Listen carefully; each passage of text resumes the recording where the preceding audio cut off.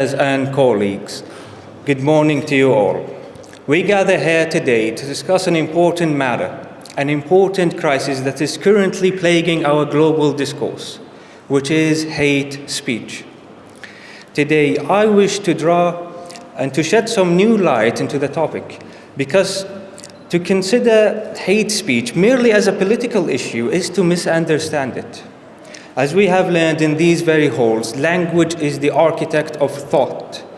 Therefore, hate speech at its core is a structural failure in human communication. I wish to draw your attention to the root cause of this failure, which I like to call the silence of the untranslated. When we study the works published by renowned scholars, we come across the terrifying concept of cultural stagnation. This occurs when a culture's and a nation's intellectual output, be it their literature, their philosophy, and their internal dialogue, remains locked in within the fortresses of their language. To the outside world, this culture, this nation is not just unknown, no, it's a vacuum, and nature abhors a vacuum. Where there is no understanding, the human mind fills the void with projection. Consider the other. When the rituals of marriage, their folklore, and their ceremonies of death are left untranslated, they appear to us as alien.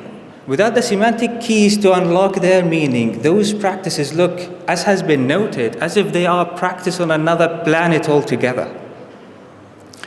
This stagnation breeds anxiety, and psychologically speaking, when we are confronted with the undecipherable, with the unknown, we retreat, we withdraw to what is known as the narrow circle of ego. We fortify our understanding by demonizing what's outside of it. This is the genesis of hate speech. It is a defensive reaction to the unknown cultural data that threatens our worldview. So we found ourselves in a clash of civilizations, not because our ideas are incompatible. No, it's not like that. But it's because our texts are unread. We are shouting at one another across a chasm of silence.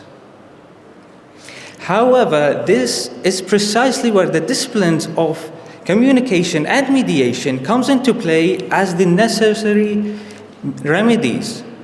So bear with me for a second. If hate speech was the reason and the byproduct of isolation, then translation, by contrast, is the architect of restoration.